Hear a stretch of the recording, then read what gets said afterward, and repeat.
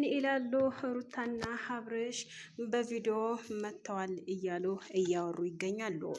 ሰላም ጤና ይስጥልኝ ውዶችዬ፣ እንዴት ናችሁ? እንዴት አረማችሁ? እንዴት አረፈዳችሁ? እንግዲህ በአዲስ መረጃ ብቅ ብዬላችኋለሁ።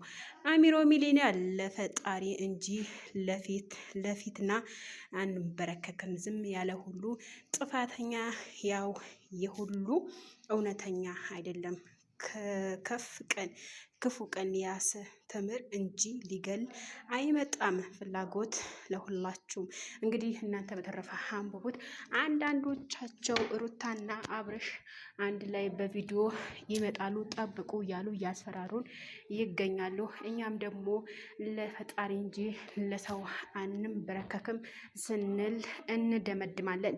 ስለዛ ውዶችዬ ማታ አብርሽና ሩታ ቪዲዮ ይለቃሉ እያሉ ይገኛሉ።